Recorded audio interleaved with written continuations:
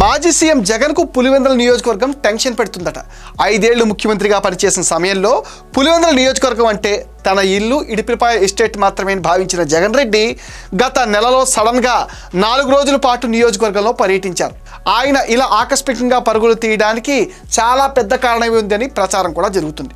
కొద్ది రోజుల్లో స్థానిక సంస్థల ఎన్నికలు జరగనున్నాయి. ఈ ఎన్నికలకు TDP incharge BTech Ravi, MLA Rambhupal Reddy వ్యూహాత్మకంగా పావులు కదపడం ప్రారంభించారు. వేంపల్లి నియోజకవర్గానికి చెందిన మైనార్టీ నేతలను టీడీపీలోకి తీసుకున్నారు. ఇలా మొదలైన చేరికలు కొద్ది రోజుల్లో భారీగా పెరిగే అవకాశాలున్నాయి అంటున్నారు. ఈ విషయం తెలిసిన జగన్లో కంగారు మొదలైంది అంటున్నారు. పార్టీని వీడి టీడీపీలో చేరిపోతామని పులివెందుల నియోజకవర్గంలోని 6 మండలాల నేతలు, గ్రామ స్థాయిలో పనిచేస్తున్న కార్యకర్తలు వైసీపీ అధిష్టానానికి ముందుగా సమాచారం ఇస్తున్నారని టాక్ వినిపిస్తుంది. ఇలా జరిగితే వచ్చే ఎన్నికల్లో పులివెందుల సీటు కూడా గెలుచుకోవడం కష్టమన్న భయంతో నియోజకవర్గ వ్యవహారాలు చూస్తున్న ఎంపీ అవినాష్ రెడ్డి చేతులు ఎత్తేశారట.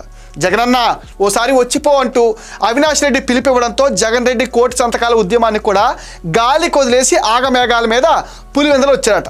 ఇలా వచ్చిన పులివెందుల ఎమ్మెల్యే ఏదో ఒక షో చేయాలని భావించి అరటి రైతుల పరామర్శకు వెళ్ళి మొట్టుకాయలు తినాల్సి వచ్చింది అంటున్నారు.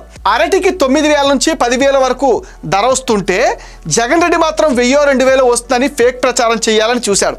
అయితే రైతులు జగన్ చెప్తున్నది తప్పు అంటూ ఆయన ముఖం మీదే చెప్పేశారట. ఇలా ఎటు చూసినా పులివెందులలో పరిస్థితులు సానుకూలంగా లేకపోవడంతో ఏం చేయాలన్న విషయమై పులివెందుల ఎమ్మెల్యే జగన్ రెడ్డి తర్జన భర్జన పడుతున్నట్టుగా చెప్పుకుంటున్నారు.